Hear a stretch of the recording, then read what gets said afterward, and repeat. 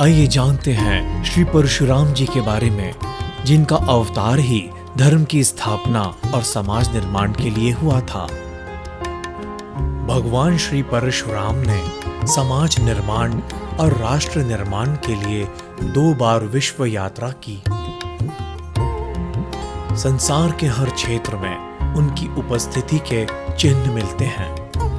Iraq में और अफगानिस्तान में बगराम नाम के नगर हैं। ये संभवतः रघुराम के अपभ्रंश हैं। लैटिन अमेरिका की खुदाई में श्रीयंत्र के आकार की आकृति निकली है।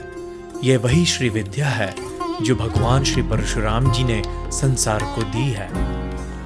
यूनान की खुदाई में एक आकृति निकली जिसके एक हाथ में परशु और दूसरे में धनुष है।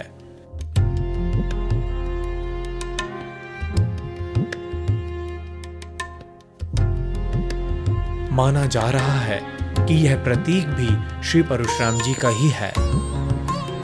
उनके आगे चारों वेद चलते हैं, पीछे तीरों से भरा तूणीर रहता है।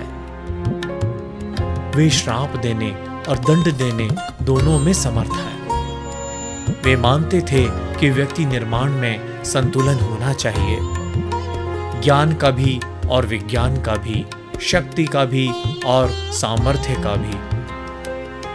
सत्य, अहिंसा, क्षमा और परोपकार युक्त समाज निर्माण उनका लक्ष्य था, लेकिन इसे शक्ति और सामर्थ्य से संपन्न होना चाहिए।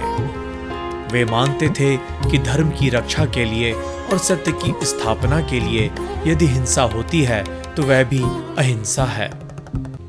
इन्हीं मूल्यों के स्थापना के लिए महायुद्ध किए और एक सत्य धर्म से युक्त समाज का निर्माण किया।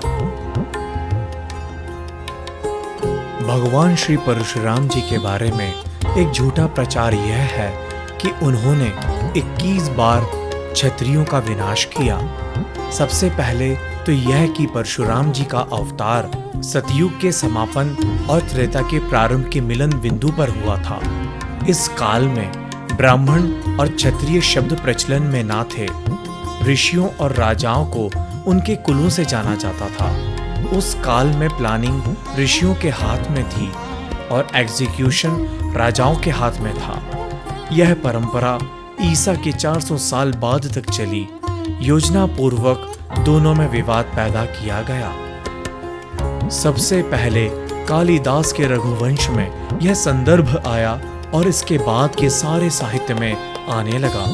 यह ठीक वैसा ही है जैसे तुलसीदास जी ने पहली बार लक्ष्मण रेखा खींची।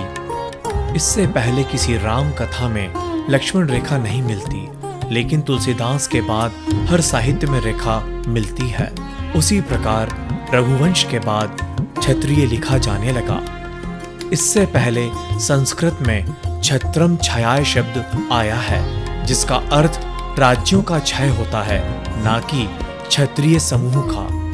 कई स्थानों पर क्षत्रपम विनाशाय शब्द आया।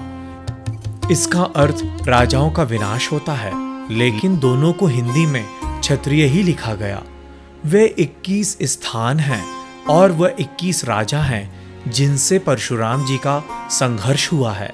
इन 21 में से वे 7 ब्राह्मणों के और 4 यवनों के हैं, जो देश के विभिन्न कोनों में हुए।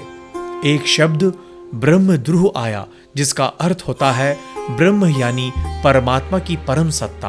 ब्रह्म का अर्थ ब्राह्मण या ब्रह्मा नहीं होता, लेकिन हिंदी अर्थ में ब्रह्मद्रुह को ब्राह्मण विरोधी लिखा गया।